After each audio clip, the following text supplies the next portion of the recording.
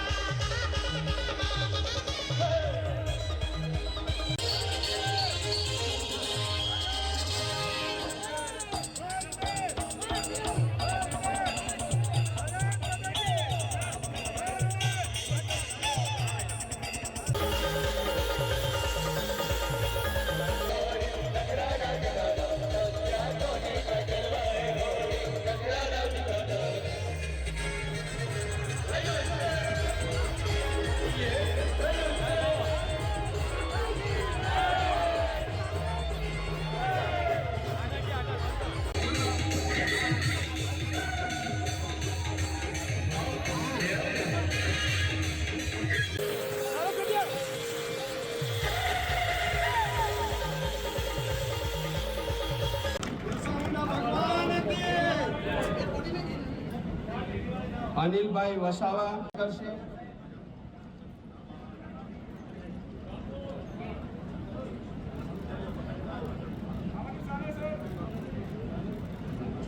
આ પ્રસંગે માત્ર એક સન્માન સમારંભ નથી, વિકાસ માટે કાર્યરત નેતૃત્વને અભિનંદન આપવાનો એક ગૌરવપૂર્ણ ક્ષણ છે.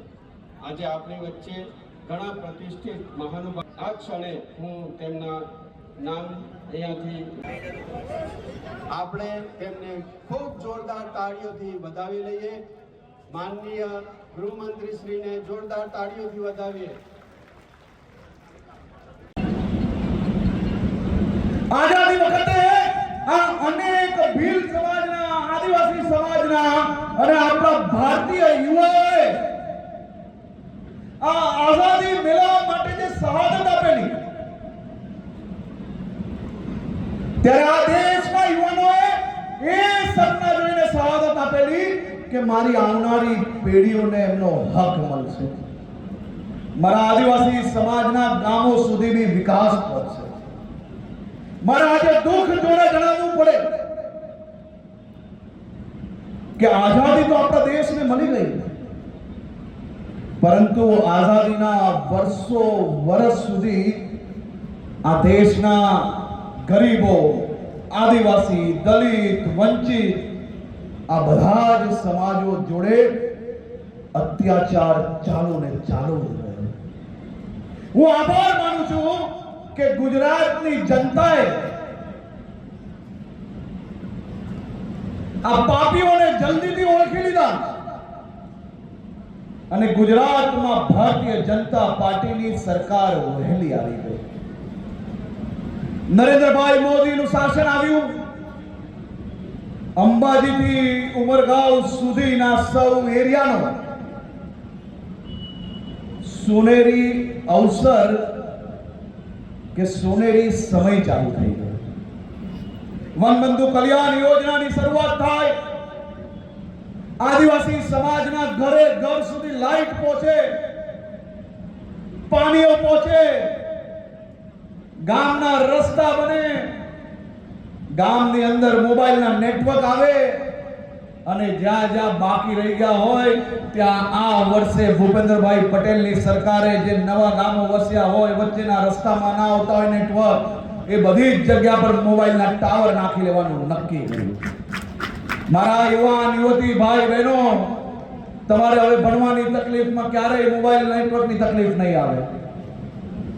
અને જે પ્રકારે આદિવાસી સમાજ પર અત્યાચાર આઝાદીના વર્ષ સુધી કોંગ્રેસ દ્વારા ચાલુ રહ્યો, નરેન્દ્રભાઈ મોદી પ્રધાનમંત્રી બને 2014 થી આખા દેશની અંદર એક અદ્ભુત માહોલ બને. આ મારી બહેનો અહીંયા બેઠી છે, કોંગ્રેસનું શાસન જેને જોયું હશે એને ખબર હશે, ક્યારેય કોઈએ પ્રધાનમંત્રી આવાસ બનાવી આપ્યા?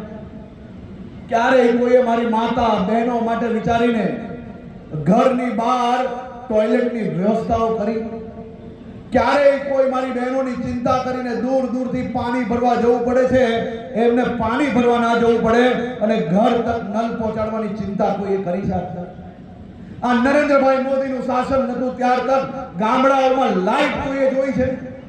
અહીંયા બેઠેલા મારા સૌ ખેડૂતોને અંદાજો હશે, ખેડૂતોની વાત બધાએ કરી, પરંતુ દર વર્ષે 6000 રૂપિયા ખેડૂતના બેંકના એકાઉન્ટમાં મૂકવા વાળો કોઈ બીજો નહીં, પરંતુ આપણે આનંદ થાય કે આપણા નેતાએ આ કામ કર્યું. આ વર્ષ સુધી આ રૂપિયા ક્યાં જતા હતા? આ 6000 રૂપિયા તમારા બેંકના એકાઉન્ટમાં ક્યારથી આવવાનું ચાલુ થયું? નરેન્દ્રભાઈ મોદીનું શાસન આવ્યું પછી. અને આ જુઠ્ઠાનું એક પછી એક ચાલુ જ રહ્યું. આજે આ કોંગ્રેસીઓ અને આમ આદમી પાર્ટીથી તમારો વિકાસ પચતો નથી. તમને મુખ્ય ધારામાં આવતા રોકવાનો એક મોટું કારસ્તાન આ બે પાર્ટી સાથે મળીને કરી રહી છે. મોબાઈલના નેટવર્ક નાખવાના હોય તો એમને ચિંતા થાય કે મોબાઈલના નેટવર્ક જો બધા જ ગામોમાં આવી જશે અને બધા જ ગામોમાં જો મોબાઈલ ચાલુ થઈ જશે તો આદિવાસી સમાજને તો બધી સાચી માહિતી મળી જશે. પહેલા ગામે ગામ તક રોડ કેમ નતા બનાવતા? ગામના લોકો બહાર જાય તો એને બધી જ સાચી માહિતી મળી જાય, તો પછી વોટ બેંકમાં ક્યાંક ને ક્યાંક કોંગ્રેસને નુકસાન થાય. આવા એક પછી એક ખૂબ મોટા પાયે આ સૌ લોકોએ મળીને આદિવાસી સમાજ પર અત્યાચાર કર્યો છે. આજે હું મારા આદિવાસી નેતાઓને અભિનંદન આપું છું. સાહેબ, તમને બધાને ગર્વ થશે કે આ ભારતીય જનતા પાર્ટીની એક જ એવી સરકાર છે કે જેને આદિવાસી સમાજનું નેતૃત્વ વધુમાં વધુ વધાર્યું. આપણી રાજ્ય સરકારની અંદર 4 મંત્રી આદિવાસી સમાજમાંથી હોય, આવું ક્યારેય કોઈએ સપનામાં વિચાર્યું હતું? આમાંની એક બી પાર્ટી, કોંગ્રેસ હોય કે આપ હોય, કયા આદિવાસી નેતાને એમનો નેતા બનાવ્યો? આપણી ભારતીય જનતા પાર્ટીની સરકારે 4 મંત્રીઓ બનાવ્યા. આપણા નરેશભાઈ પટેલ હોય, જયરામભાઈ ગામિત હોય, રમેશભાઈ હોય કે પીસી બરાંડા હોય, ચારેય ક્ષેત્રમાંથી 4 આદિવાસી મંત્રી એ મારા આદિવાસી સમાજની સેવા કરવા માટે ભૂપેન્દ્રભાઈ પટેલની સરકારમાં કામ કરી રહ્યા છે. અને આપણા ગણપતભાઈ વસાવા આખા આદિવાસી સમાજના નેતૃત્વ કરવાની જવાબદારી મુખ્ય આદિવાસી મોરચાના પ્રમુખ બનાવવાનું કામ એમને કરવામાં આવ્યું. આપણે ગર્વ થવો જોઈએ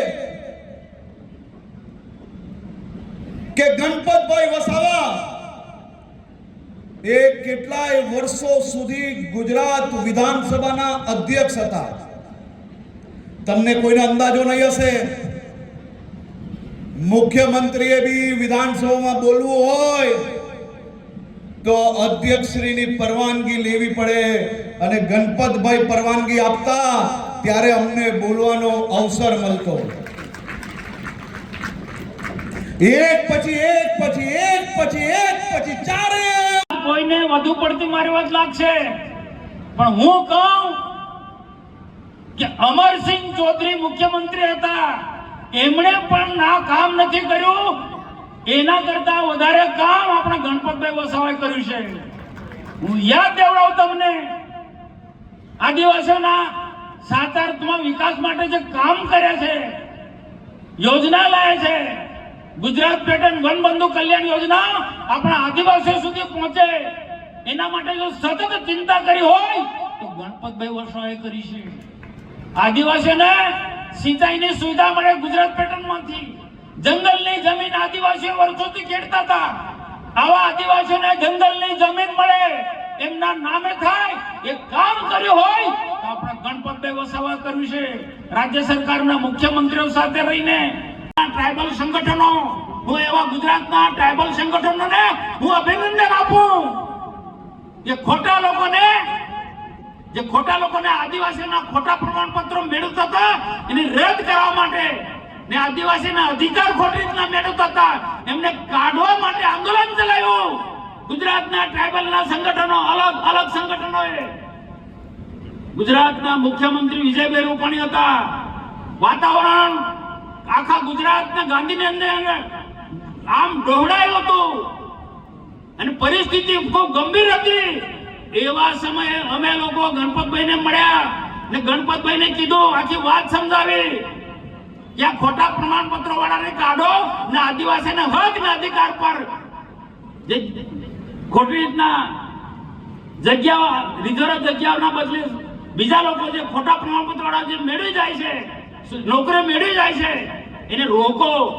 અને વિજયભાઈ રૂપાણીને ગણપતભાઈએ વાત કરી, ટ્રાઇબલ સંગઠનો સાથે વિજયભાઈ રૂપાણીએ વાત કરી અને ઐતિહાસિક નિર્ણય લીધો. આ નોંધ લેજો મારા ભાઈ અને બહેનો. આવું એટલા માટે કીધું કે અમરસિંહભાઈ ચૌધરીએ જે કામ નથી કર્યું એ ગણપતભાઈ વસાવાએ કર્યું છે, વિજયભાઈ રૂપાણી સાહેબે કર્યું છે. વિધાનસભામાં આખું સ્ટડી કરી કઈ રીતના બિલ લાવવું, વિધાનસભામાં બિલ લાવ્યા, બધા જ લોકોએ ચર્ચા કરી, વિધાનસભાની અંદર બધી જ પાર્ટીના લોકોએ ચર્ચા કરી, બધા આદિવાસી નેતાઓએ ચર્ચા કરી એ બિલ પર ને ગુજરાત વિધાનની અંદર એ બિલ લાયા, કાયદો બનાવ્યો અને નિયમો બનાવ્યા. આ જેવું તેવું કામ નથી. આદિવાસીઓના સાચાત્માં એક ઉત્થાનનું કામ કર્યું હોય, મસીહા તરીકે કામ કર્યું હોય તો ગણપતભાઈ વસાવાએ કામ કર્યું છે.